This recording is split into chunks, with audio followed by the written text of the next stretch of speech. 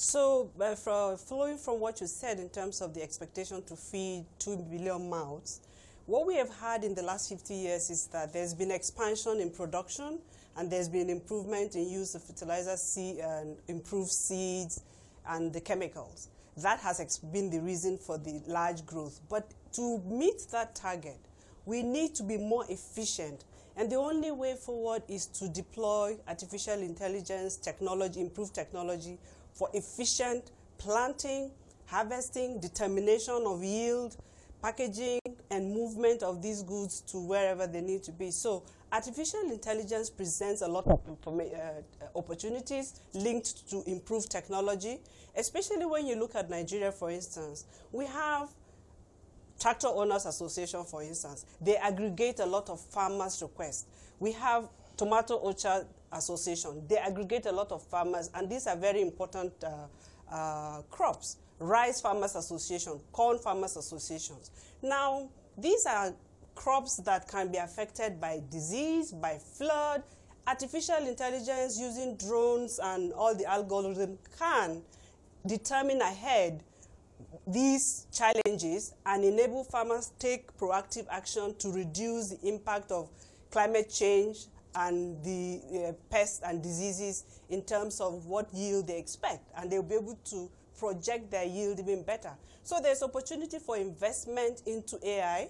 There we already have companies like BidDrone doing the drones, and they can incorporate all of this. So there's room for more investment in that aspect as service to the farmers, because they're expensive.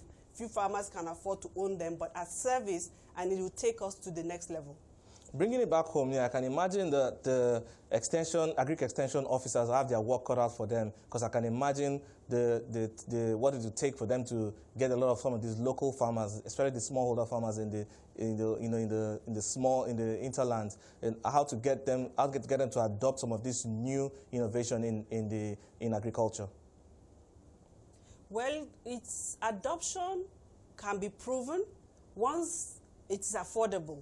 Let me go back to BidDrone. Let me mention something like Farm Crowdy. Farm Crowdy is already working with BidDrone, for instance, with small farmers in various locations across the country. Farmers just need to have a demonstration of effectiveness. And for like BidDrone, I keep using them because I know them very well. Their services are as low as 3,000 per hectare to be able to, say, map a hectare of a land. And then they can do surveillance, they can do monitoring. So in terms of banking and agricultural officers, work being cut out for them, AI will make it a lot easier, because I could sit at my desk and contract BidDrone to do the monitoring of the farms that I have funded and send me this data from planting to harvesting. So AI plays, especially for us in Nigeria, is significant. It has a role that will boost where we are now and take us to a very far level in terms of productivity, quality, and then improving the livelihood of those farmers, and it's affordable. Oh, so it's affordable. But I'd like you to speak to what I would call the other benefits of this improvement in technology. We know that they can help in detecting pests. We know that there's also the precision water management bit of things. Can you speak to some of the other avenues in which artificial intelligence can help move the needle for agriculture? Moving the needle, you take everything in that bucket. All the things you've mentioned, including what I've mentioned. For instance, in some of our discussions, we've said that we banks are not doing enough, especially at the smallholder level. And the real challenge is because, one, a lot of banks, we are urban-based, and the farmers are rural-based. And like you said, even if you put 1 million agri officers on the ground, this is not adequate to have enough hands on the ground to work with as many smallholders in the various value chains of importance that we have across the country to monitor and be able to provide, even handhold the farmers and provide advisory services and monitor what's going on. So artificial intelligence is going to wipe out that risk, which would immediately step down the risk perception, real or perceived, by us financial institutions because it cuts that aspect completely.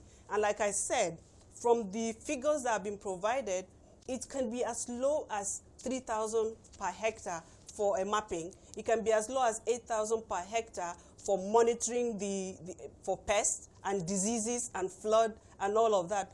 Farmers can afford this, and they will happily do it. If I take you to tractor hiring, for instance, because AI also is functional in efficient use of mechanization.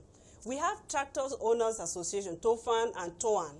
They deploy tractors to a lot of farmers. So I will face TOAN in the north, for instance. Last year, they got requests for about 28,000 hectares across only Kano, Zaria, and Kebbi, and Jigawa. But they could only service 11,000. Why? All the aggregation of requests from farmers are by text, by phone call, is very manual. Now, incorporate a platform that will synchronize this kind of thing, and they will be able to easily and efficiently manage their tractors, deploy them properly and efficiently, and make more money and cover more farmers. They have farmers that are ready, they pay deposit ahead. So farmers can actually afford these things. We need to make them available. We need to provide information, and more investment needs to go there. So right, there is a lot that...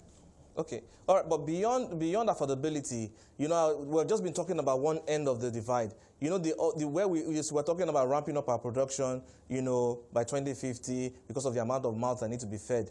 But the other problem I see, and I would like you to quickly address it, you know, is, you know, we've always had the issue of post-harvest losses. We do not manage the produce that we efficiently, we don't manage the products we harvest in the farms efficiently to make it to the table. How can artificial intelligence and the new technology help in that area? It's a full chain opportunity. Every part of the value chain can be enhanced and upgraded by artificial intelligence. So we take the tomato example, for instance. AI will be able to focus on a tomato orchard under the Tomato Orchard Farmers Association, for instance. We know that tomato has a huge market. During the rainy season, it's very scarce.